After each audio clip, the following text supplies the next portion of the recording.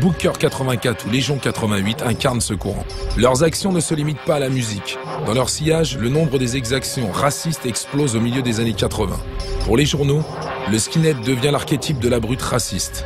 Mais dans la rue, les punks et les militants antifascistes sont leurs cibles favorites.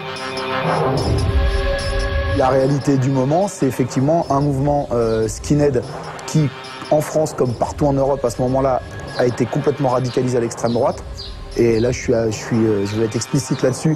Les mecs qui aujourd'hui disent j'étais skin en 85 mais j'étais pas faf, c'est soit des mecs qui étaient pas skin, soit des mecs qui mentent et qui assument pas. Parce que moi, je peux te dire qu'à l'époque, tu avais 99,9% des skins sur la France comme sur l'Europe et en particulier l'Angleterre et l'Allemagne qui étaient nazis. Enfin, tu vois, ça, c'était une réalité qui était indiscutable.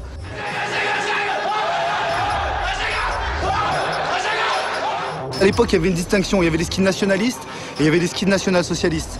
Les skins nationalistes, ils portaient le drapeau français. Les skins national-socialistes, ils portaient la croix gammée. La rune de dalle, plus exactement. Une espèce de triangle avec deux pattes en dessous. Les bandes racistes se multiplient. Nazi Clan au Luxembourg, FIAP à Saint-Jacques, Légion 88 à Juvisy ou Tolbiac Todds quadrille Paris. Donc la plupart des Tolbiac Todds, ils portaient des docks Bordeaux avec des bombers verts et un drapeau France ici. Ils avaient un groupe de musique et ils avaient un badge. J'en ai même encore quelques-uns en collection puisque je faisais la collection des trophées de skins qu'on arrachait. Leur couleur, c'était la carte de France avec un crapaud qui l'a grippé comme ça. Et le crapaud, il avait un t-shirt blanc et une paire de bretelles avec des docks. Ça, c'était les Tolbiac Todds, donc bombers verts et tout ça. Et leurs ennemis, leurs ennemis, entre guillemets, ils s'aimaient pas, quoi. C'était les skins du Luco. Ils s'appelaient le Nazi Clan, ils se traînaient sur Luxembourg, Saint-Michel et tout ça, ils foutaient la merde là-bas. Et ces mecs-là, c'était des nazis. Bon, les communistes, tous les gauchistes, les capitalistes ont la télé, la radio, les journaux, ont l'argent avec eux, nous, on a nos points avec nous. Voilà pourquoi on aime la violence. Batskin, c'était un peu, comme on pourrait dire, leur leader charismatique, entre guillemets. Il y avait Djaba aussi, qui était quand même un sacré tapeur. Il y avait quand même, à l'époque, il faut le dire, cette génération de skins, c'était des bagarreurs, des tapeurs, des cogneurs.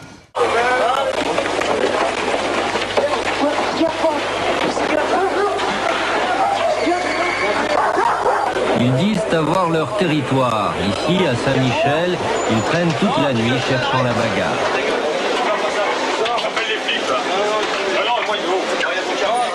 Et on va pas se mentir, c'était la tribu dominante à un moment donné, quoi. C'était vraiment la terreur de base quand tu sortais, quand t'étais punk à 15 ans, tu vois. Tu voulais te balader dans Paris, t'étais obligé de faire un parcours sur ton plan de métro parce qu'il y avait des endroits que c'était même pas la peine d'essayer de traverser, quoi. T'évitais les Halles, t'évitais le Luxembourg, t'évitais les plus de Clignancourt le week-end. Enfin, tu vois, c'était un peu compliqué, quoi. Après, il y en a qui ont commencé à être vraiment sérieux, faire des descentes, faire des ratonnades, faire des trucs.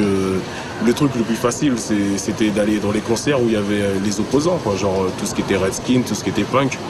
Et c'est là que ça a commencé à faire une espèce de mythologie, un peu comme au Moyen-Âge, la Grande Peur et tout, mais c'était dans les concerts. À l'époque, il y a tellement peu de concerts que de toute façon, tout le monde s'y retrouve. Et des fois, les punks se retrouvent dans les concerts qui n'ont rien à voir avec la choucroute, du New Wave, et les skinheads aussi.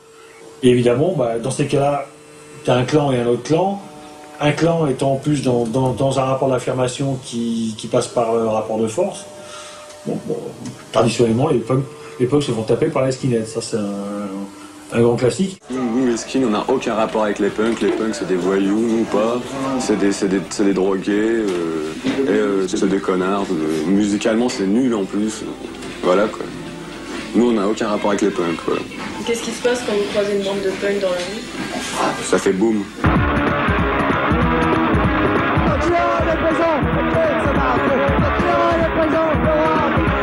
La scène punk française est alors en ébullition. Face aux attaques des skinheads dans les squats, des groupes comme les Berruriers Noirs, Guernica, Led Thénardier ou Ludwig von 88 organisent leur propre sécurité.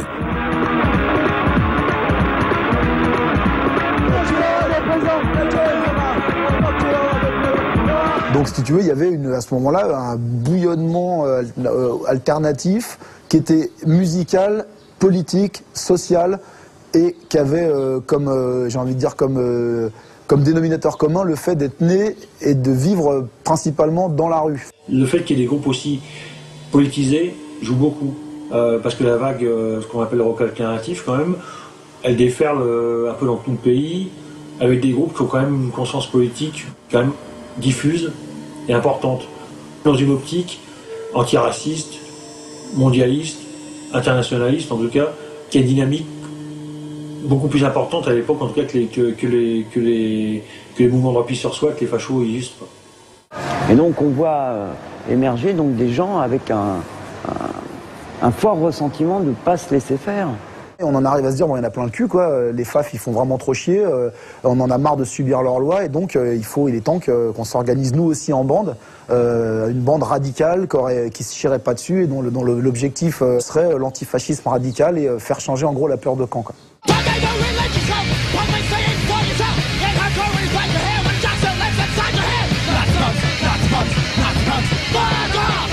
Les Red Warriors naissent à l'usine, un squat de Montreuil fin 85. En quelques mois, ils deviennent la bande la plus organisée dans la lutte contre les skinheads néo-nazis.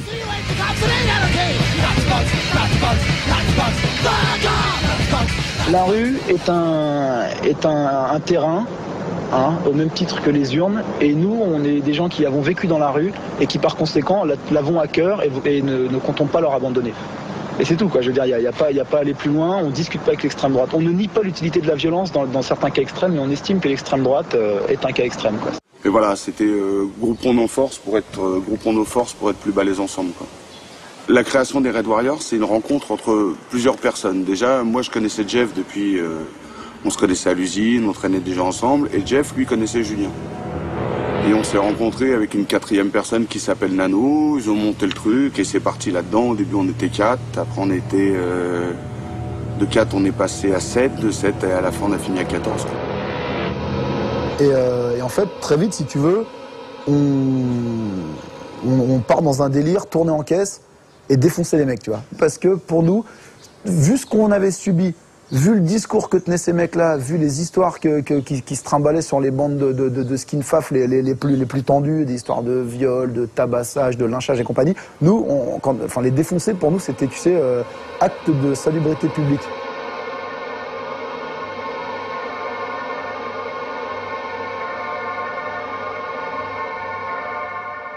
Chaque Red Warriors, donc Red Warriors guerriers, on était des guerriers. Chaque Red Warriors pratiquait une discipline et se devait de gagner au moins un titre de champion dans chaque discipline.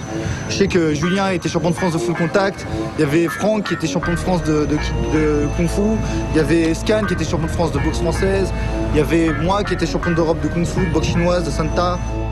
Ouais, regardez, on pourrait sauter, c'est bon. Vas-y, présente alors.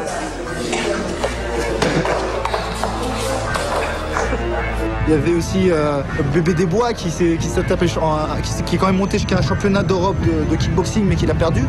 Bon, bref, on touchait tous aux arts martiaux, aux sports de combat, on était connus pour ça. Donc on avait une certaine discipline de vie, une hygiène et des règles.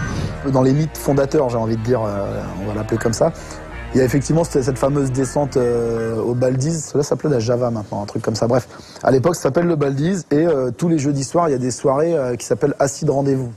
Et on a des potes, donc Nano et Jeff, qui allaient régulièrement aux soirées Acide Rendez-vous. Et un jour, ils y se pointent et ils tombent sur une bande de feufa et ça se passe super mal. Ils se font limite mettre à l'amende parce que les mecs sont super nombreux. Et les mecs disent, ouais, ici c'est chez nous, voilà quoi. Là, ça va être l'occasion de débarquer dans un endroit où les mecs pensent que, tu sais, ils sont tranquilles et où rien peut leur arriver.